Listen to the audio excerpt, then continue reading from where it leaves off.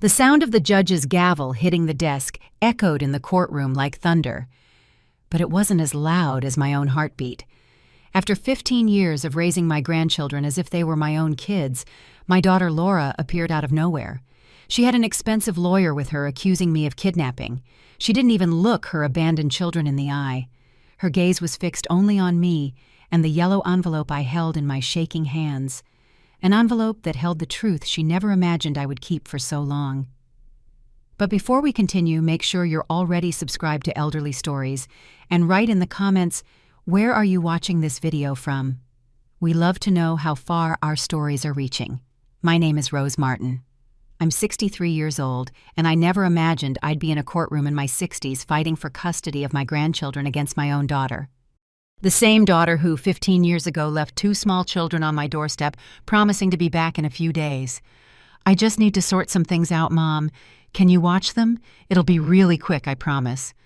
That was the last thing Laura said to me before getting into a taxi and disappearing for 15 long years. Matthew was barely 4 years old back then. His little sister Sophia had just turned 2. They were dirty, hungry, and scared. Sophia cried nonstop, clutching a worn-out teddy bear, while Matthew just stared at me with big, confused eyes. "Is Mom coming back soon?" he asked me that night after I bathed them, fed them, and put them to bed in the guest room. "Of course, sweetie," I answered, praying it was true. But the days turned into weeks, the weeks into months, and the months into years. No calls, no letters, no messages. It was like Laura had vanished into thin air. At first, I tried to find her. I called the few friends I knew. She had checked hospitals. I even went to the police, but the answer was always the same. "She's an adult, ma'am. If there's no sign of a crime, we can't do anything." So I took on the task of raising my grandchildren. It wasn't easy. I was already 48 years old at the time, a widow for 5 years, living on my modest teacher's pension. I had to start tutoring again to supplement our income. I enrolled the kids in the neighborhood school, took them to the pediatrician, bought clothes, toys, school supplies. I learned how to braid Sophia's hair, how to play soccer with Matthew, how to tell them bedtime stories to chase away the frequent nightmares. In the first few weeks, the kids cried for their mother every night. Sophia, being younger, adapted more quickly, but Matthew struggled. He refused to eat, had temper tantrums, wet the bed. The pediatrician recommended a child psychologist. "It's normal," explained Dr. Evans. "He's dealing with the abandonment the only way he knows how. We need to help him process these feelings." It was around that time I decided to apply for legal custody. I needed authorization to make medical decisions, enroll them in school, put them on my health plan. The judge assigned to the case, Judge Linda Johnson, was a sensible and compassionate woman. "Mrs. Martin, we made every legal attempt to locate your daughter," she told me during the hearing. "We published notices, we notified the proper agencies.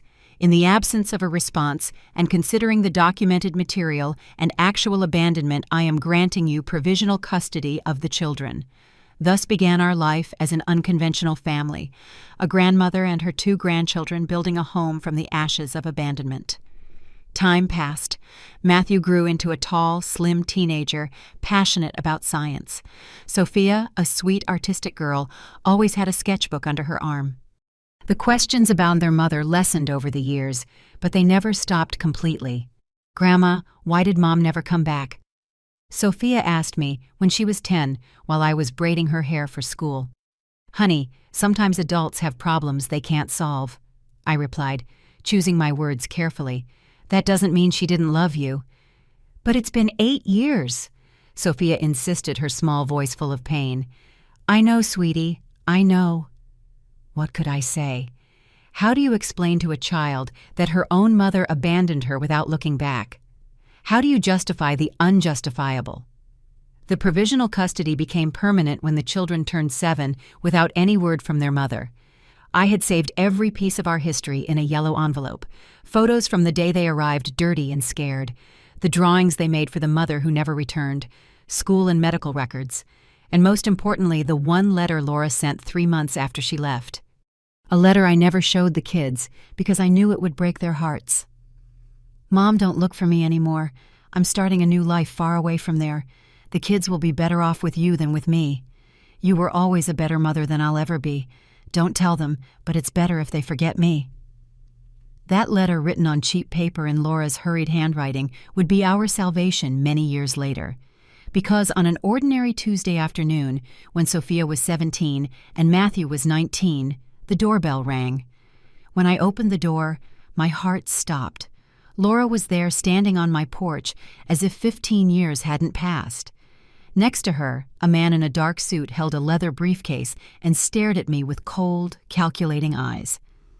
"Mom," Laura said, her voice void of emotion, "I've come to get my children." Time froze in that moment. Laura looked different. Shorter hair, some wrinkles around her eyes, expensive clothes that I could never afford on my pension. But it was still her, my daughter, the same face that looked at me from the photographs I kept hidden so as not to confuse the children. "Your children," I repeated, feeling like I'd been slapped. "Your children you abandoned 15 years ago." The man beside her cleared his throat, handing me a document. "Mrs. Martin, I'm Paul Miller, your daughter's attorney. These are the documents requesting the restoration of custody of the minors, Matthew and Sophia, to their biological mother." I took the papers with trembling hands, unable to process what was happening. "You can't just show up after 15 years and demand they come back," I said, trying to keep my voice steady. "They don't even know you anymore, Laura." "I am their mother," she replied coldly. "I have legal rights." It was then that I heard a noise behind me. Sophia was standing in the hallway, her face pale as paper. She had just gotten home from school and had heard everything. "Mom." Her voice was just a whisper. Laura's eyes widened slightly when she saw her daughter, now a young adult, not the baby she had left behind.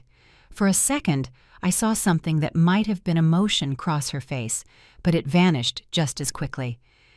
"Sophia," she said, trying to smile. "Look how much you've grown." Sophia didn't move. She just stood there, frozen her eyes, scanning the face of the woman she only knew from a few faded photographs. "Why are you here now?" Sophia asked, her voice trembling. Before Laura could answer, we heard the front door open again. It was Matthew coming home from college. He stopped in the entryway, his backpack slipping from his shoulder as he took in the scene. "What's going on?" he asked, looking between me and Laura. "Matthew, this is—" I started to say, but Laura interrupted me. "I'm your mother," she said, taking a step toward him. Matthew flinched instinctively. His eyes narrowed, analyzing Laura's face as if he were studying a strange specimen in one of his biology classes. "My mother," he repeated, his voice thick with a bitterness that broke my heart. "You abandoned us when I was 4 years old. My mother is my Grandma Rose." Laura looked stunned for a moment, but the lawyer quickly stepped in. "Young man, we understand this is a difficult situation, but your biological mother is here to resume her role. She went through difficult circumstances that prevented her from being present, but now she is ready to reassume her responsibilities." Matthew let out a humorless laugh. "Responsibilities, after 15 years, he shook his head. "Grandma, what's happening?"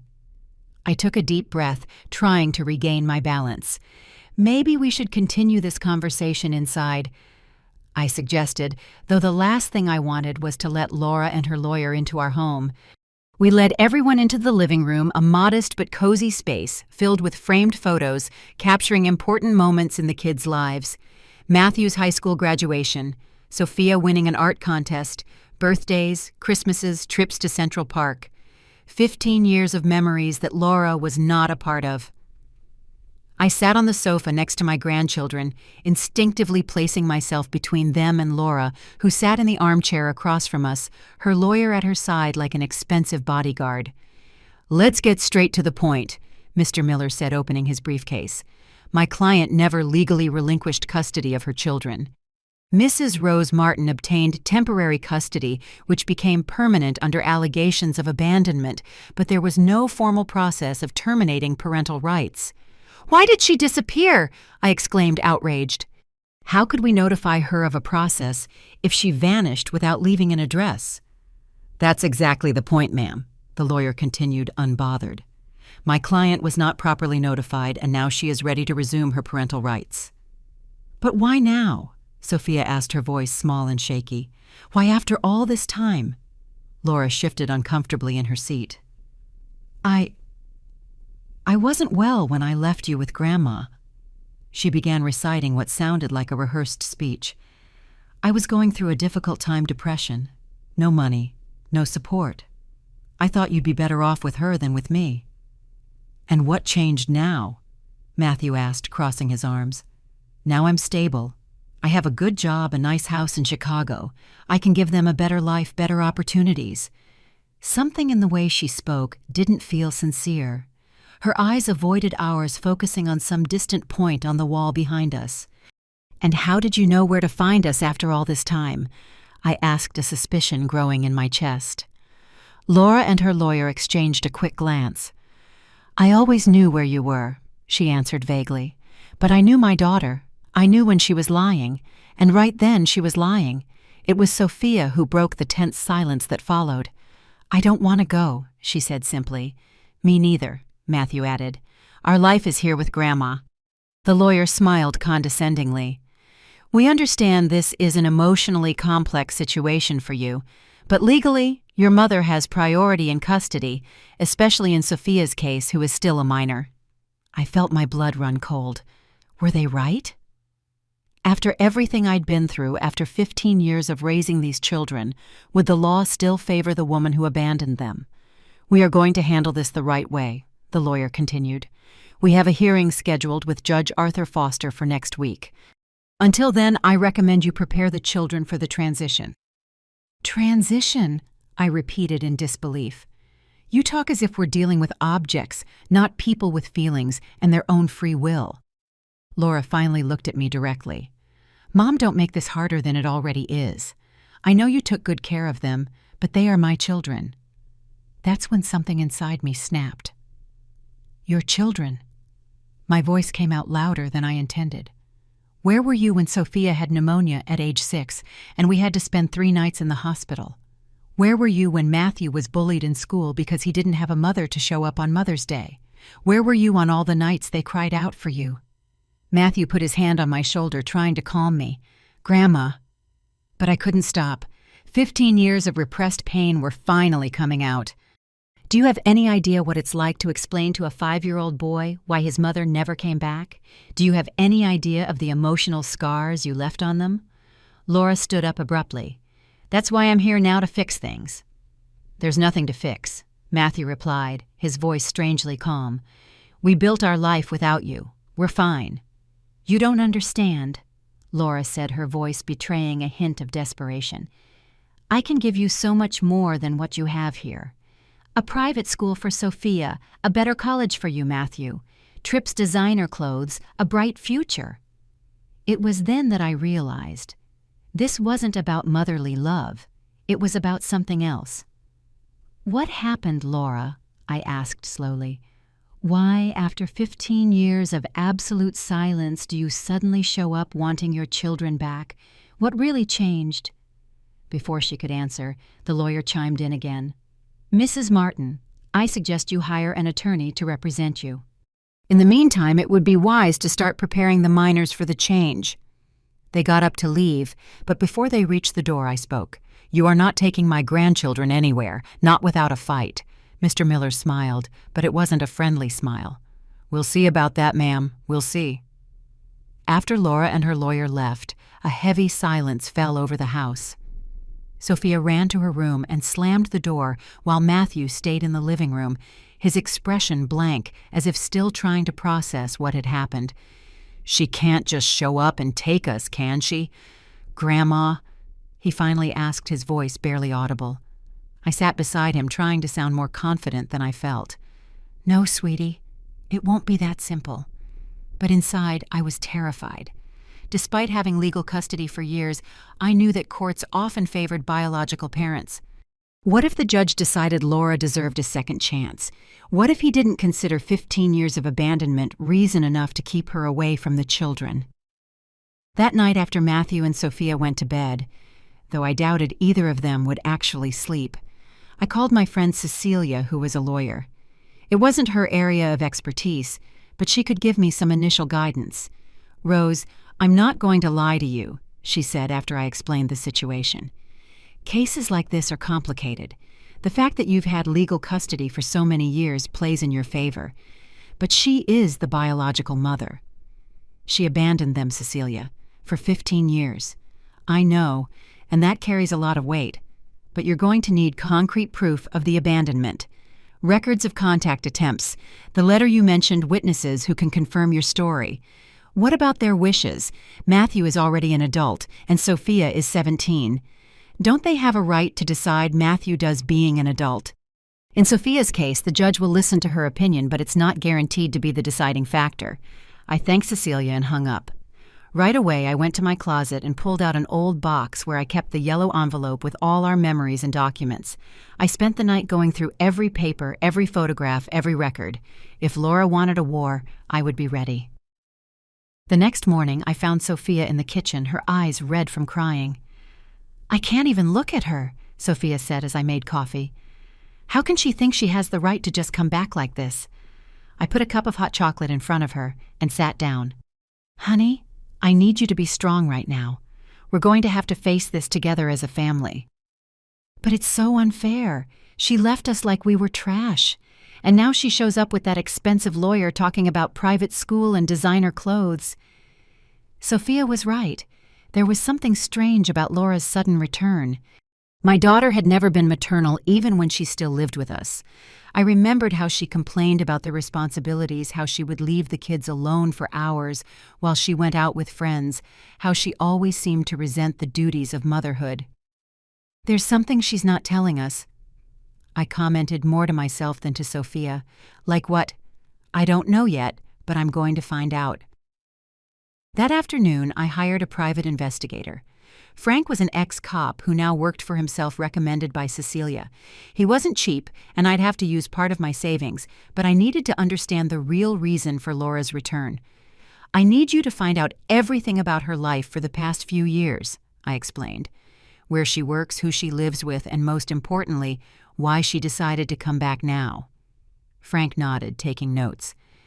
"I'll need as much information as you have on her. Last known address, names of friends, anything that can give me a starting point." I gave him what little I knew and the address listed on the documents the lawyer had left. Frank promised results in a few days. Meanwhile, the hearing date was approaching. I hired Mr. Richard, a lawyer specializing in family law, recommended by Cecilia. He didn't give me false hope, but he promised to do everything possible. "The prolonged abandonment is a very strong factor in our favor," he explained during our first consultation, "but we need to be prepared for any argument they might present." The day before the hearing, Frank called me. "Mrs. Rose, I found some interesting information about your daughter." My heart sped up. "What did you discover?" "Laura is in serious financial trouble. She works as a manager at a department store, but she has massive debts. Her apartment is mortgaged and she's behind on payments." "That doesn't make sense," I replied, confused. "She showed up here talking about private schools and expensive colleges as if she had plenty of money." "There's more," Frank continued. 3 weeks ago, she received a notification. It was tucked among the documents on her table. I got a picture of it when I visited the apartment pretending to be a delivery guy." "What kind of notification?" "From the law firm Almeida and Franco. It's about an inheritance." I felt my stomach drop. "Inheritance?" "Yes, ma'am. Your brother Charles Martin passed away 2 months ago. With no children, he left a considerable part of his assets to his nephew and niece, Matthew and Sophia." The world stopped. My brother Charles had been living abroad for decades. We kept in little contact, but he always sent gifts on important dates for the children. I had heard news of his death, of course, but I didn't know the details of the will. "How much?" I asked, my voice barely a whisper. "Approximately $500,000 for each of them, but there's a condition. The money can only be accessed when they turn 21, unless it's for educational expenses with the approval of their legal guardian." It all made sense suddenly. Laura wasn't interested in reconnecting with her children. She wanted the money. "Frank, can you prove this? Can you get documents showing she only showed up after learning about the inheritance?" "I'm already working on it. The notification is from 3 weeks ago, and she hired the lawyer 2 days later. I'm trying to get the phone records to prove she contacted the Almeida and Franco firm before initiating the custody request. Do it as fast as you can. The hearing is tomorrow. I hung up the phone and sat on the edge of the bed, stunned. My own daughter was trying to use her children to get her hands on an inheritance, the same children she had abandoned without a backward glance 15 years ago. Matthew knocked softly on my bedroom door. "Grandma, are you okay? I heard you talking on the phone." I looked at my grandson now, a young, intelligent, and sensitive man, and I felt a wave of protection wash over me. I would not let Laura hurt these children again. I would not let her use them as tools to solve her financial problems. "Everything is fine, sweetie," I replied, trying to smile. "I'm just getting ready for tomorrow." "We're scared," he confessed, sitting beside me. "Sophia can't even sleep well." "I know I'm scared too, but we're going to face this together like we always have." Matthew nodded, but his eyes were filled with worry. "What if we lose? What if the judge makes Sophia go with her? She's only 17, Grandma." "We're not going to lose," I affirmed with more confidence than I felt. "I have an ace up my sleeve." That night I took the yellow envelope out of the box and reviewed every document one more time. Laura's letter, the school records, the photos from the day they arrived. I added the documents Frank had sent me about the inheritance. And then carefully I put everything back in the envelope and sealed it. Tomorrow would be the day I faced my own daughter in court, the day I would fight for the right to continue being the mother to the children she abandoned, the day the truth would come out. Before sleeping, I made one last call to Frank. "Did you get the phone records?" "Better than that," he replied. "I managed to record a conversation between Laura and her lawyer. You need to hear this." The city's Palace of Justice was an imposing building of concrete and glass that had always intimidated me. That morning, however, I was determined not to show fear. I wore my best outfit, a navy blue skirt and a blazer I saved for special occasions, and I pulled my gray hair back into an elegant bun. I wanted to look dignified and responsible in the judge's eyes. Matthew and Sophia also dressed formally, my grandson in a dress shirt and dark pants, and Sophia in a simple but appropriate dress. We were united, ready to face what was coming. Our lawyer, Mr. Richard, met us at the entrance. He seemed confident, but I noticed the worry in his eyes as he greeted us. "I managed to include the new documents you sent me last night," he said in a low voice, "but I can't guarantee the judge will accept them. They were submitted very last minute." "He has to accept them," I replied firmly. "It's proof that Laura is lying about her intentions." We entered the courtroom, and I immediately saw Laura and her lawyer already seated on the other side. She wore an elegant dress and careful makeup, looking the part of the responsible mother she wanted to project. When she saw us, she tried to smile at Matthew and Sophia, but they both looked away. Judge Arthur Foster was a middle-aged man with graying hair and a serious expression. He entered the room, and we all rose in respect. "Be seated," he ordered, opening a folder of documents. "We are here to address the custody modification process for the minors Matthew and Sophia Martin. I see we have legal representatives from both parties. Let's begin." Mr. Miller was the first to speak, presenting Laura's case with rehearsed eloquence. "Your Honor, my client Laura Martin is the biological mother of these young people. 15 years ago, she went through a difficult period of delayed postpartum depression and financial problems that forced her to temporarily leave her children in the care of their grandmother." Temporarily, I almost choked on the word. 15 years was hardly temporary. "During that period," he continued, "my client sought treatment, restructured her life, and is now emotionally and financially stable, ready to resume her role as a mother. She never formally relinquished custody of her children and now wishes to exercise her maternal rights." The judge listened intently, taking notes. Then he turned to Mr. Richard. "The defense may present its arguments." Our lawyer stood up, adjusting his glasses. "Your Honor, the facts are simple. 15 years ago, Laura Martin left her children on her mother's doorstep and disappeared. There were no calls, no letters, or any kind of contact. My client, Rose Martin, raised these children alone with her own resources, providing love, education, and stability." He paused dramatically. During those 15 years, Mrs. Rose obtained legal custody through the proper channels. She attempted to locate her daughter by all possible means, including newspaper ads as required by law. Matthew and Sophia built their lives, considering their grandmother as their true mother. And now, suddenly, after 15 years of complete abandonment, Laura Martin reappears demanding custody. The judge turned to Laura. "Mrs. Martin, can you explain why you remained out of contact with your children for so long?" Laura shifted in her chair and cleared her throat, trying to appear vulnerable and repentant. "Your Honor, I was in a very difficult place in my life. I was suffering from severe depression and was in no condition emotionally or financially to care for my children. Leaving them with my mother was the hardest decision I've ever made, but I believed it was for the best until I could recover." "And it took you 15 years to recover?" the judge asked, raising an eyebrow. I had relapses," she replied, avoiding the judge's gaze. "I moved to a new city, tried to rebuild my life. When I was finally stable, I was afraid to come back. Afraid they would hate me, that my mother had turned the children against me. I almost stood up to protest, but Mr. Richard placed a gentle hand on my arm, silencing me." "And what changed now?" the judge continued. "Why did you decide to return at this specific moment?" Laura hesitated for a second so quickly that only someone who knew her well would notice. "I realized that time was passing, and I was missing the important moments in my children's lives. I wanted to reconnect with them before it was too late." "Too late for what exactly?" the judge pressed. "To build a bond, to get to know them," she replied quickly. "To be a mother to them." The judge nodded, showing no sign of whether he believed her or not. He then turned to me. "Mrs. Rose Martin, can you describe what it was like raising your grandchildren all these years?" I took a deep breath, trying to organize 15 years of memories into a few sentences. "In the beginning it was difficult. I was already 48 when they arrived, a widow living on a modest pension. I had to go back to tutoring to supplement my income, but they never lacked anything essential: food on the table, clean clothes, medical care.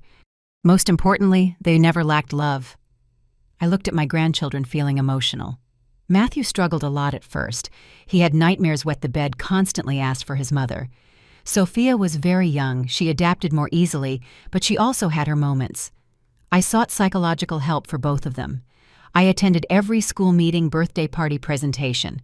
I was present for every important moment of their lives. "Did you try to locate your daughter during that period?" "Yes, Your Honor. I called the friends I knew she had checked. Hospitals went to the police. When I started the custody request, the court published notices in newspapers as required by law. There was never any response."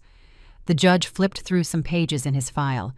"I see you obtained provisional custody, which became permanent after 7 years of no contact from the biological mother." "Yes, Your Honor." He turned to my grandchildren. "I would like to hear from the young people now. Matthew, how do you feel about this process?" Matthew stood up, looking much older than his 19 years. "Your Honor, my mother is my grandmother. She was the one who raised me, who was by my side when I was sick, who taught me to ride a bike, who helped me with my homework. Mrs. Laura is just the woman who gave birth to me and then abandoned me." Laura visibly paled at her son's harsh words. "I understand you're hurt," the judge intervened. "But what is your opinion on the possibility of resuming contact with your biological mother? You are an adult and can decide for yourself." "I don't want contact with her," Matthew replied firmly. "I don't trust her, and I don't understand why she's doing this now, after so much time." The judge nodded and turned to my granddaughter. "And you, Sophia, I know you're only 17, but your opinion is important." Sophia stood up, trembling slightly. She was always quieter, more sensitive than her brother. "I was very little when she left us," Sophia said, her voice low but firm. "I don't have many memories of her, just what Grandma told me and a few photographs. To me, my grandmother is my real mother. I don't want to go live with a stranger." "I am not a stranger, I am your mother," Laura exclaimed, unable to contain herself. "Mrs. Martin, please," the judge warned. "Do not interrupt." Sophia continued now, looking directly at Laura. Where were you when I needed someone to help me with my first bra, or when I got my first period and was scared, or when I was bullied in school for not having a mother on Mother's Day? Tears were streaming down Sophia's face now, but her voice remained controlled. Grandma was there always. You are a stranger to me. A heavy silence fell over the room as Sophia returned to her seat. The judge cleared his throat, clearly affected by the testimony. Well, I believe the positions are clear. I would like to review some documents before proceeding. It was at that moment that our lawyer spoke up. Your Honor, there are new elements we would like to present to the court. Documents that may shed light on Mrs. Laura Martin's true motivations for returning after 15 years. Laura's lawyer immediately stood up. I object, Your Honor. We were not notified of any new evidence. They were discovered last night. Mr. Richard explained, we believe they are crucial to understanding this case. The judge considered for a moment. I will allow it, but with the caveat that the other party will have the right to respond after analyzing the documents. Mr. Richard approached and handed the yellow envelope to the judge. This envelope contains proof that Mrs. Laura Martin only returned after learning of a substantial inheritance left by Charles Martin, the children's uncle, who passed away 2 months ago. Laura jumped up abruptly. That's absurd. I didn't even know about that inheritance. Ma'am, sit down, the judge ordered. I will analyze the documents before any conclusions. He opened the envelope carefully and began to examine its contents. First, the photographs of when the children arrived at my house dirty and scared. Then Laura's letter dated 3 months after her departure, stating she wanted no more contact. The school and medical records showing my constant care over the years. Finally, the most recent documents. The notification from the Almeida and Franco law firm about the inheritance dated 3 weeks ago, and the phone records showing Laura had contacted the law firm just 2 days later. There was also the transcript of a recorded conversation between Laura and her lawyer. As the judge read, Laura's face grew paler and paler. She whispered furiously with her lawyer, who seemed equally disturbed. After a few minutes of silent reading, the judge looked up. These are serious accusations, Mr. Richard. Are you suggesting that Mrs. Laura Martin is trying to regain custody of her children just to gain access to the inheritance left by their uncle? Exactly, Your Honor.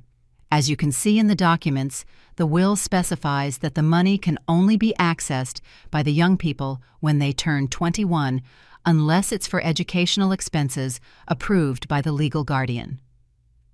The judge turned to Laura, his expression now visibly severe. Mrs. Martin, what do you have to say about this? Laura seemed to have been caught off guard. She opened her mouth several times before managing to speak.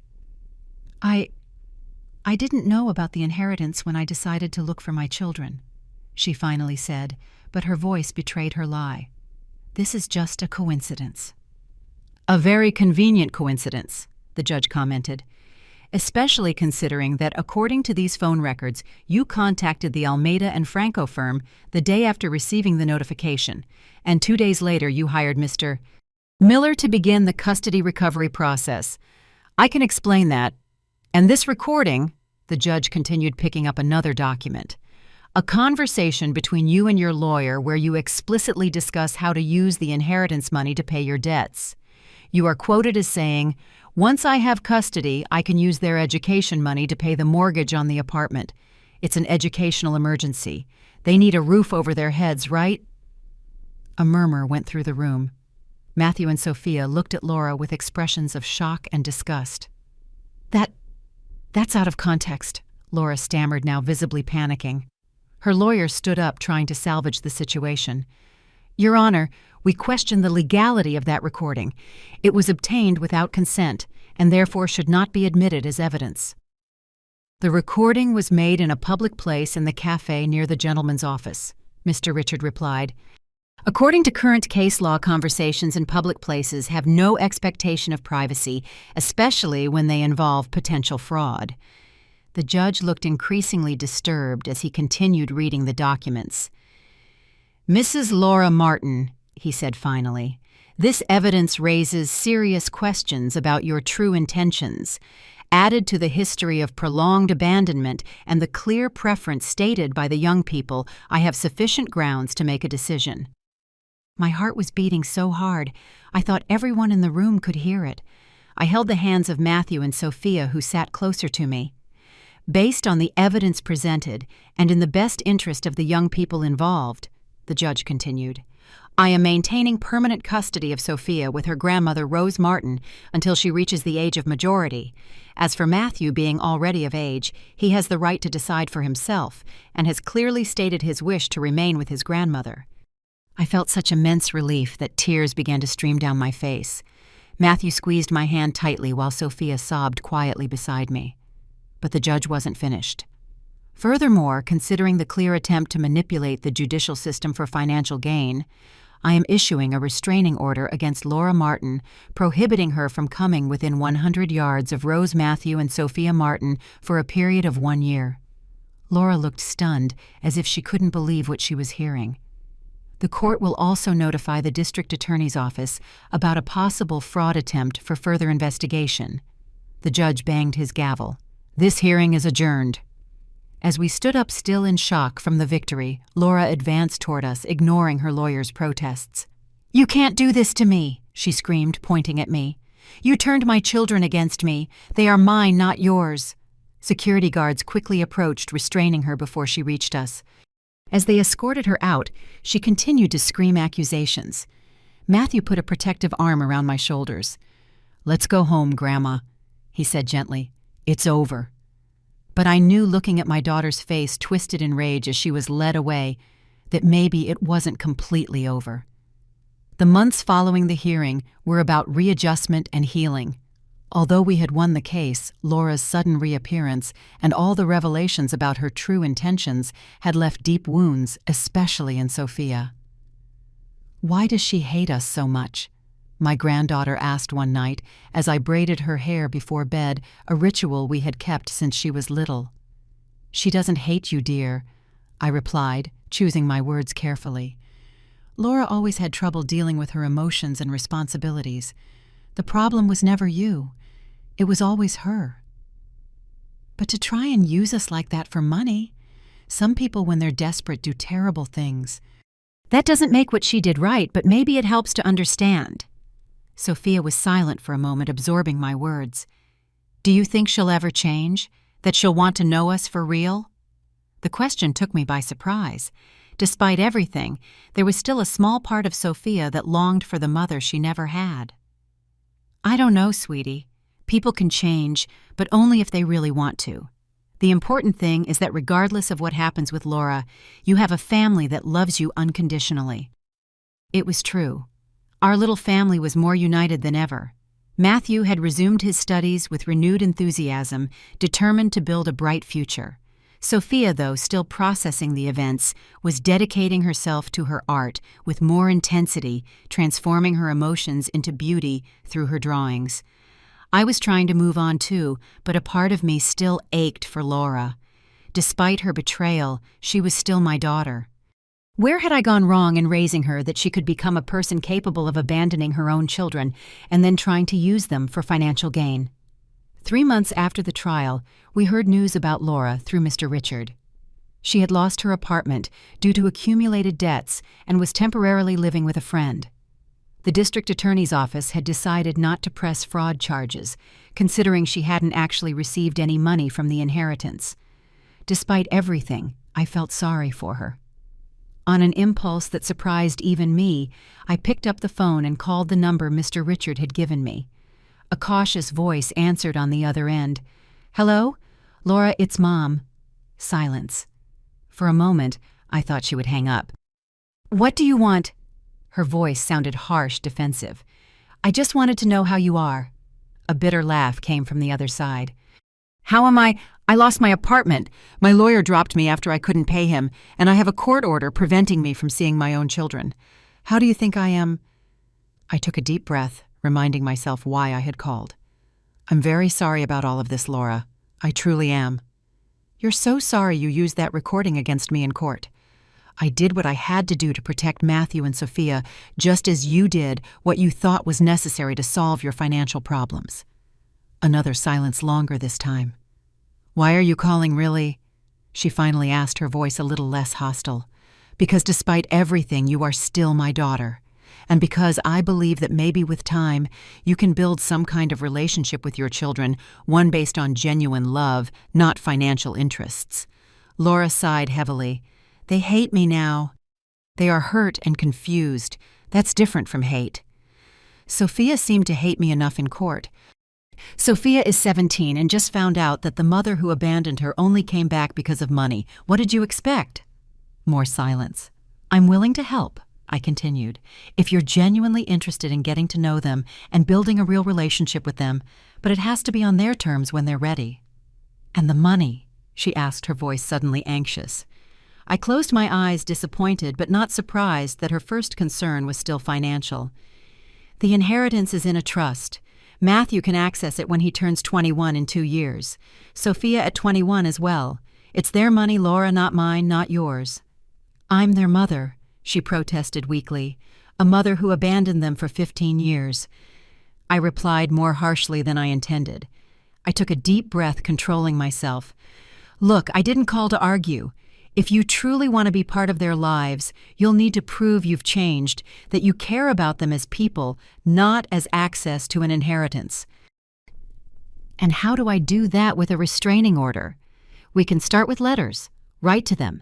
Tell them about your life. Ask about theirs. No pressure, no demands.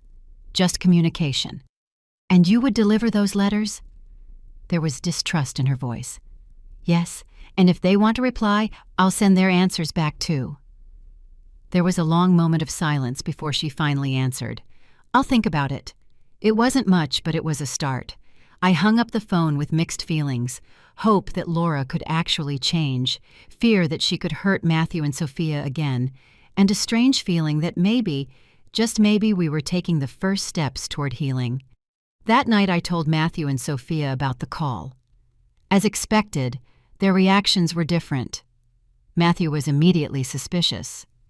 "She only wants to get close because of the money, Grandma. We can't trust her." Sophia, on the other hand, seemed cautiously curious. "What exactly did she say? Did she ask about us?" I recounted the conversation as faithfully as possible, not omitting the part about the money. They deserved the whole truth. "I suggested she start by writing letters," I concluded, "with no pressure for you to respond if you don't want to." "I don't want to read anything from her," Matthew declared firmly. Maybe," Sophia said hesitantly. "Not now, but maybe in the future." I hugged them both, proud of the maturity with which they were handling the situation. "There's no right or wrong decision here," I assured them. "You have every right to define who is part of your lives and on what terms." The following week, I received an envelope in the mail. Inside were 2 letters, one for Matthew and one for Sophia, and a small note for me. "Mom, I decided to try your way. I don't know if they'll want to read them, but I needed to try. Laura." I showed the letters to the grandchildren that night. Matthew immediately handed his back to me. "You can throw it away or send it back. I don't want to read it." Sophia took hers, turning the envelope over in her hands for a long moment. "Can I think about it?" "Of course, dear.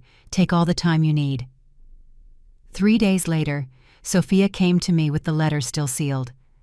"Grandma, I think I want to read it, but can you read it with me?" We sat together on the sofa, and Sophia carefully opened the envelope. The letter was short, written on simple paper. "Sophia, I don't know where to begin. You probably hate me now, and you have every right. What I did was unforgivable, both abandoning you when you were little and trying to come back for the wrong reasons. I'm not asking for forgiveness. I know I don't deserve it. I just wanted you to know that despite everything I always thought of you, I keep a baby picture of you in my wallet. You had the most curious eyes I'd ever seen. I'd like to get to know the person you've become. Your grandmother told me you like to draw. I used to like it too when I was your age. Maybe it's something in our blood. If you ever want to talk, even just to tell me how much you hate me, I'll be here. Laura, your mother, even if I don't deserve that title." Sophia read the letter 3 times in silence, tears streaming down her face. "What do you think?" I asked gently. "I don't know," she answered honestly. It seems sincere, but she also seemed sincere when she came here saying she wanted to meet us. It's normal to be confused, dear. Part of me wants to believe she's changed, that she really cares about us. Another part is afraid of being hurt again. I held her tight. You don't have to decide anything right now. You can just watch, see if her actions match her words over time. Sophia nodded carefully, folding the letter and putting it in her treasure box where she kept her favorite drawings and small keepsakes. The weeks turned into months. Laura continued to send letters, one every 2 weeks. Matthew still refused to read them, but he no longer objected when I saved them instead of sending them back. "Maybe one day," he said once, shrugging. Sophia, on the other hand, began to reply occasionally. Short, careful letters maintaining a safe emotional distance but establishing a line of communication. I watched this slow development with caution. Part of me wanted to believe Laura was really changing, that she was finally maturing and taking responsibility for her actions. Another part feared it was just a long-term strategy to eventually get what she wanted, the inheritance money. 6 months after the hearing, the restraining order was reviewed. As there had been no new attempts by Laura to approach physically or cause problems, the judge modified the order, allowing supervised meetings if Matthew and Sophia agreed. Sophia was cautiously open to the idea. Matthew initially refused flat out, but after much reflection, he agreed to be present at least once, mainly to support his sister. "I'm not doing this for her," he made clear. "I'm doing this for Sophia. I don't want her to face this alone." The meeting was set for a Saturday afternoon at a quiet cafe near our house.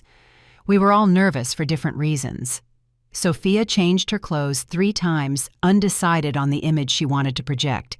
Matthew maintained a stoic expression, but I could see his tension in the way his fingers constantly drummed on the table. I tried to appear calm, but my stomach was in knots. Laura arrived on time, a rarity for her. She was thinner than the last time we saw her, with visible dark circles and simple clothes, very different from the elegant look she had sported in court. She seemed genuinely nervous. "Hello," she said, simply standing by our table. "Hi," Sophia replied, her voice almost a whisper. Matthew just nodded, his arms crossed defensively. "Can I sit down?" Laura asked. "Please," I replied, indicating the empty chair. The first few minutes were painfully awkward. I ordered coffee for everyone, hoping the familiar ritual would break the tension a bit.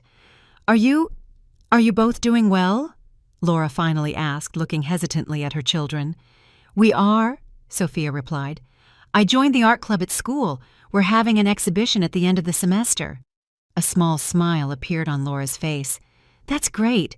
I always liked to draw too when I was your age." "You mentioned that in the letter," Sophia said.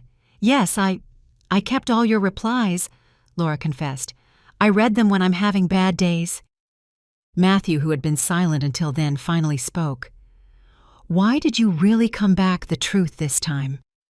Laura swallowed, clearly uncomfortable with the direct question.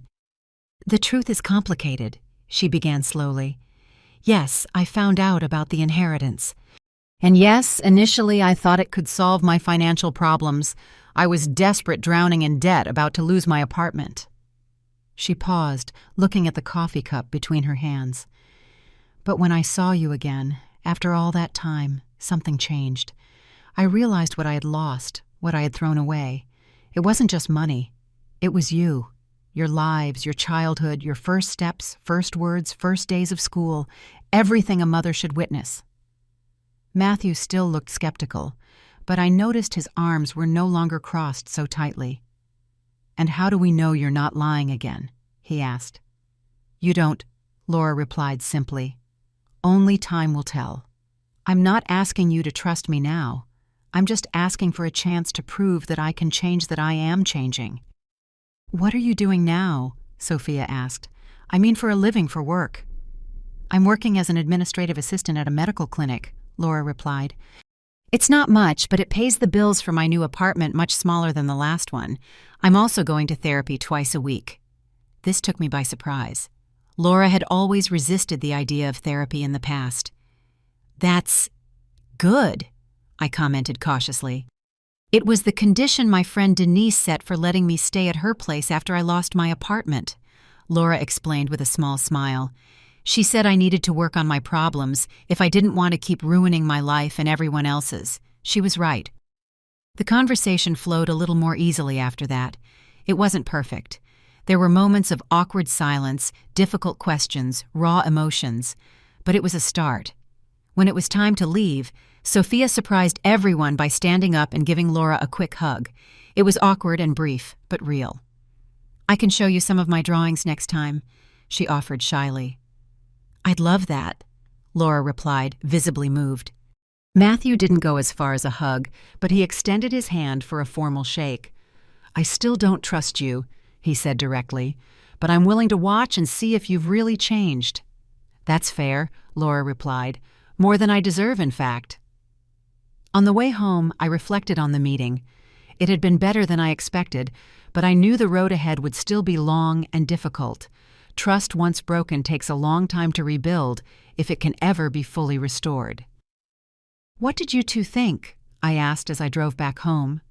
"She seemed different," Sophia replied after a moment of thought.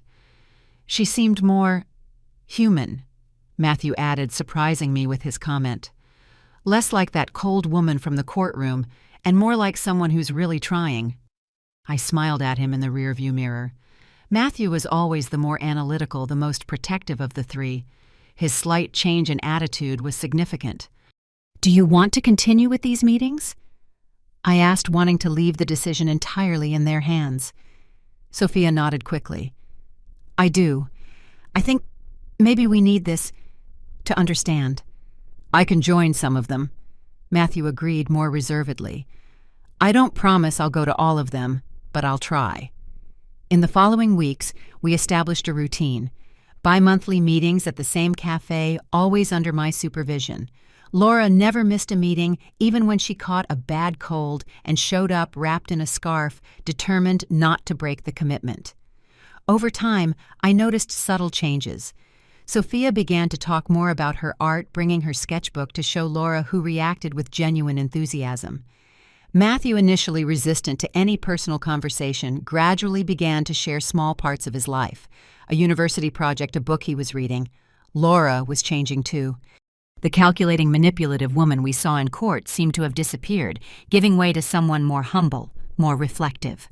She spoke openly about her therapy, about the difficulties she was facing in rebuilding her life, about the regret she felt for the choices she had made.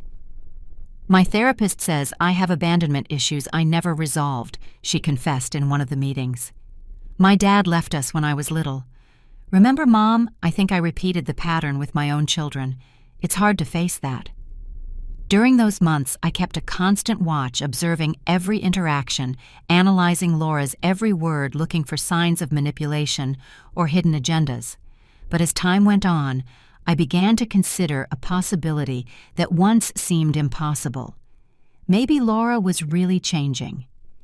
A year after the hearing, when the restraining order expired completely, Laura asked for permission to invite her children to lunch at her small apartment. "I understand if it's too soon," she told me on the phone. "Or if you want to come too. I just thought, well, maybe it's a next step." I discussed the idea with Matthew and Sophia.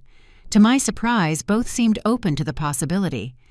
"I think I'm ready to see where she lives," said Matthew, who was now 20 and increasingly independent. "I can take Sophia and keep an eye on things." "I really want to go," added Sophia, now 18. "I want to see if she really has those pictures of us she mentioned." On the Sunday set for the lunch, I helped them get ready and drove them to the address Laura had provided. A small building in a modest neighborhood, very different from the elegant condo where she lived when she reappeared in our lives. "Call if you need me to pick you up early," I instructed, still apprehensive. "I'll be back at 5 as we agreed." "Everything will be fine, Grandma," Sophia assured me, kissing my cheek. "We're grown-ups now." I watched them walk to the building entrance where Laura was waiting for them with a nervous smile.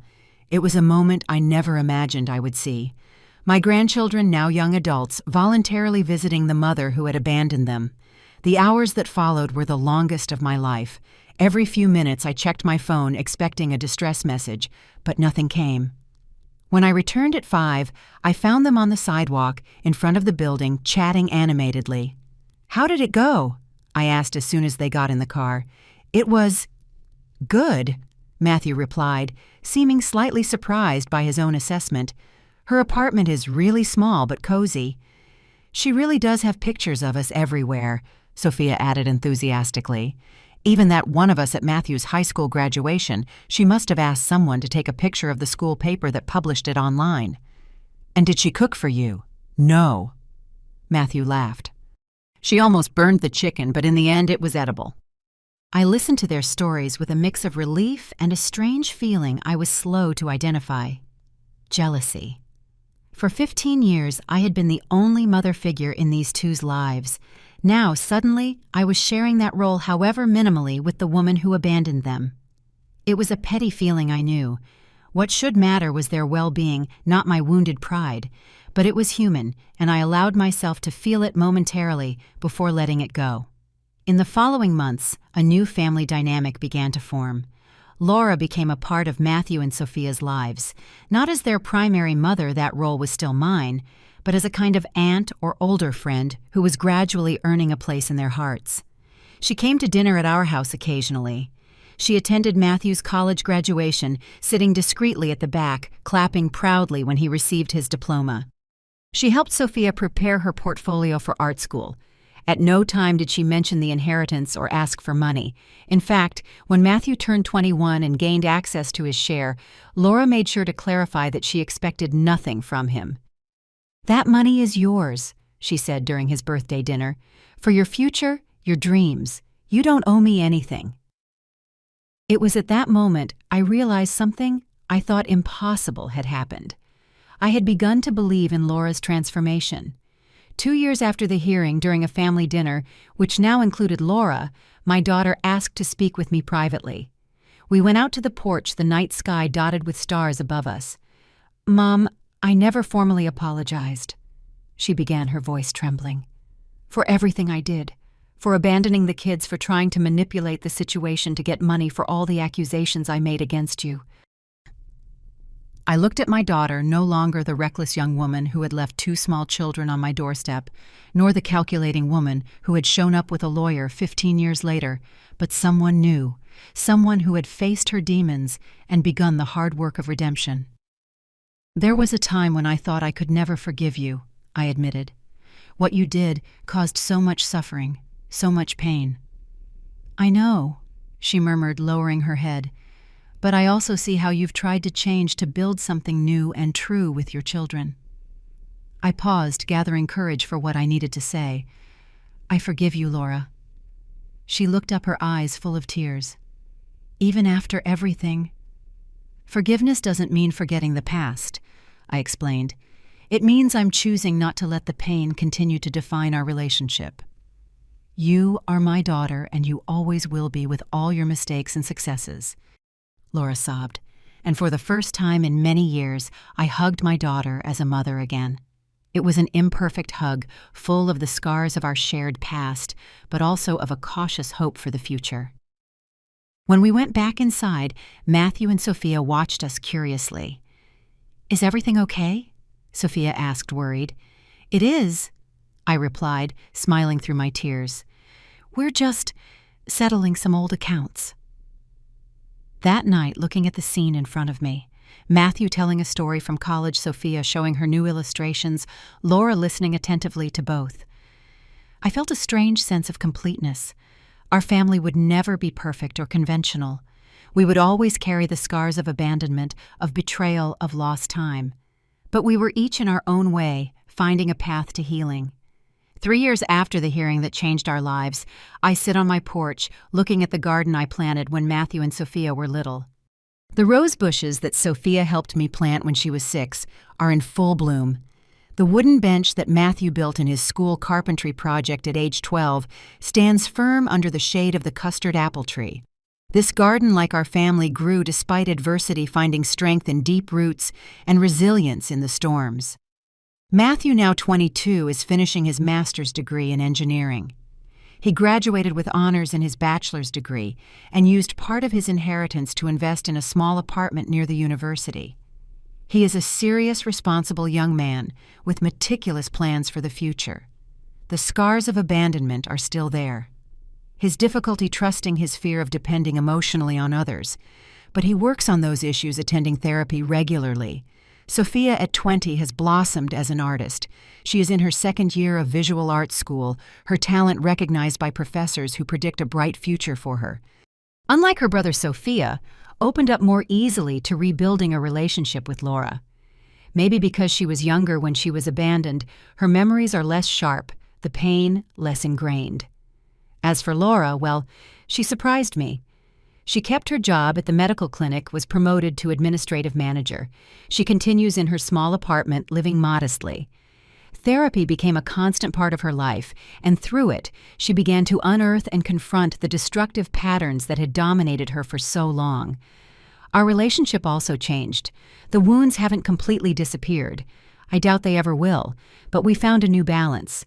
She calls me regularly, comes for dinner on Sundays, asks for advice when facing difficulties. Sometimes I still find myself watching her, cautiously waiting to see signs of the old manipulative and selfish Laura. But those moments are becoming rarer. What I see now is a woman determined to repair what can be repaired, to build something new from the ruins of her past choices. I often think about the decision I made in that courtroom 3 years ago. I could have pushed for criminal charges against my daughter. I could have permanently closed the door to any possibility of reconciliation. The judge would have granted my request given the evidence of her fraud attempt. But I chose to leave a small crack open, not for her initially, but for Matthew and Sophia, who might one day want to know their biological mother on their own terms. It was a risky decision based more on instinct than reason. Looking back now, I see it was the right decision, not just for my grandchildren, but for all of us. Forgiveness doesn't erase the past, but it creates space for a different future. A few weeks ago, I found Sophia looking at an old photo album. She stopped at a picture of me holding her as a baby, an exhausted but happy smile on my face. "You know, Grandma," she told me thoughtfully, "it always seems strange when people say family is just who shares your blood, because you showed me that family is who stays when everyone else leaves." Her words moved me deeply, because in the end, that's what our journey had been, a redefinition of what it means to be family. It's not genetics that creates the strongest bonds, but the daily choices. Getting up at dawn to soothe a fever, attending countless school presentations, holding trembling hands during life's storms. It's love manifested in concrete actions, not in empty words or biological obligations. Laura is learning that now belatedly. She will never be to Matthew and Sophia what I was. The person who raised them, who was there at every important moment, who built the foundation of who they are. That time cannot be recovered, but she is building something new with them, something that, although different, has its own value. Last week, Sophia showed me a drawing she had made for a school project. It was a family portrait. I was in the center, Matthew and Sophia by my side, and Laura a little further away, but undeniably part of the composition. "This is how I see our family now," she explained. "It's not perfect or conventional, but it's ours." Matthew still keeps more emotional distance from Laura, and that's perfectly understandable. His memories of abandonment are more vivid, his pain deeper. But even he recently admitted that it was good to see she was really trying.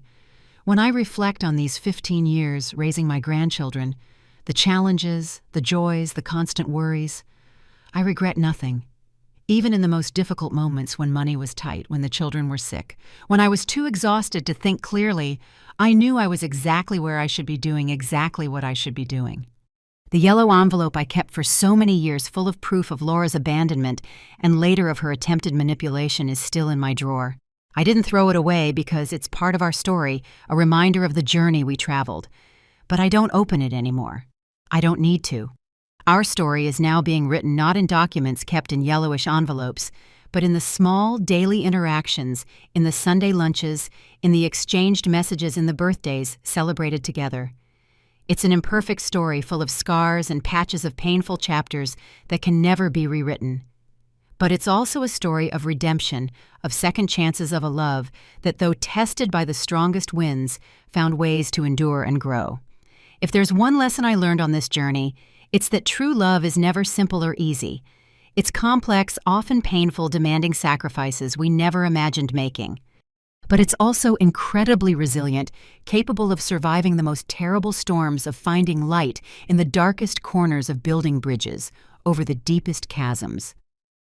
As a grandmother who became a mother out of necessity, as a woman who faced her own daughter in court to protect those she loved, as a person who eventually found room in her heart to forgive the unforgivable, I can say with certainty, love in all its imperfect and messy forms is worth every battle, every tear, every sleepless night.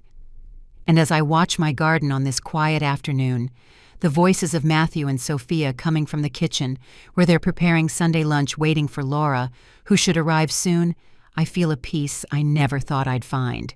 It's not the happy ending of a fairy tale. It's something better, more real. It's life with all its complexities and contradictions, its unexpected joys and its unavoidable pains. It's the story of a family that broke and somehow found a way to rebuild itself, different, imperfect, but authentically ours. And for today, that is more than enough. Now, if you liked this story, click subscribe to Elderly Stories and tell me in the comments what part left your jaw on the floor. Oh, and don't forget to become a member for access to exclusive videos that I don't publish here. I'll wait for you there. The following summer, we threw a small party to celebrate Sophia's 21st birthday. I decorated the house with colorful lanterns and ribbons, her favorites since childhood. Matthew came early to help, bringing his girlfriend Juliet, a medical student he had met on campus. Laura arrived carrying a homemade cake, something she had learned to make recently in the baking classes she had started attending. "It's not perfect," she apologized, showing where the frosting had dripped slightly, "but it's from the heart." The gift table filled up as guests arrived. Friends from Sophia's college, neighbors who watched her grow up, teachers who recognized her talent early on. Among the packages, I noticed a simple wrapping with Laura's card. When Sophia finally opened it after blowing out the candles and making her secret wish, we were all surprised. It was an old, well-preserved box filled with small drawing notebooks. "They're my sketchbooks from when I was your age," Laura explained shyly. "I thought maybe you'd like to see that your talent comes from somewhere." Sophia flipped through the pages carefully, examining the hesitant strokes that eventually transformed into more confident drawings. "You were good," she commented, genuinely impressed. "Why did you stop?" Laura shrugged, a gesture so much like Sophia's that I almost laughed. "Life happened, work responsibilities, and maybe I didn't believe in myself enough." She smiled at her daughter. "I hope you never give up like I did. Not out of guilt or obligation, but in something shared and authentic." Later that night, when most of the guests had left, I found Laura in the kitchen quietly washing the dishes. "You don't have to do this," I told her, grabbing a towel to dry. "I know," she replied, "but I want to help." She washed a few more cups before continuing. "You gave them a wonderful life, Mom. Better than I ever could have, even if I had stayed." I didn't answer immediately, absorbing the weight of her admission. "It wasn't easy," I confessed finally. "There were times when I didn't know if I was doing the right thing, if I was enough for them." "It was more than enough," she said, her eyes meeting mine. "You were more than enough." We worked in silence for a few minutes, finding comfort in the simple routine. "You know," Laura said eventually, "in therapy we talk a lot about regrets. The therapist always asks what I would do differently if I could go back in time." "And what do you answer?" "I used to say that I would have stayed with the children, that I would have been the mother they deserved. But recently I realized that maybe things happened the way they were supposed to." I looked at her, surprised. "Don't get me wrong," she continued quickly. "I'm not saying it was right to abandon them. It was the biggest mistake of my life, and it always will be. But when I see who they became under your care," her voice wavered a bit, "maybe they were destined to have you as their mother, not me." It was the first time Laura had admitted without bitterness or resentment that my role in the children's lives was more than temporary or a substitute, that I was in fact the mother they needed. "You still have a place in their lives," I replied gently. "Different from mine, but important." She nodded, wiping away a stray tear. "I'm grateful for that, more than you can imagine." Outside, we heard laughter. Sophia was showing her new sketchbooks to Matthew and Juliet, all sitting on the garden bench under the colorful lights. "Should we join them?" Laura asked. "Yes," I replied, hanging up the dish towel. "It's too beautiful a night to stay inside." We walked out into the garden together, where the conversation flowed easily between generations, between past and present, between old pains and new joys. As I sat down watching my family, not the family I planned, but the family fate gave me, I felt a deep gratitude for the strange twists of life that brought us here. 15 years ago, when 2 scared children arrived on my doorstep, I never imagined we would all be together like this one day. I never dreamed that abandonment would eventually transform into a story of redemption. But maybe that's what life really teaches us if we have the courage to pay attention, that our greatest wounds often contain the seeds of our deepest healing. That the hardest paths sometimes lead us to the most beautiful destinations. That even stories that begin with pain can with time and effort end with something like peace. It's not a perfect ending. There are no perfect endings in real stories. But it's an ending that despite everything I can embrace with an open heart. Because in the end, it's not about having a perfect family. It's about loving imperfectly but completely those that life puts in our path. And in that, at least I can say, I succeeded. Now, if you like this story, click subscribe. And tell me in the comments what part left your jaw on the floor. Oh, and don't forget to become a member for access to exclusive videos that I don't publish here. I'll wait for you there.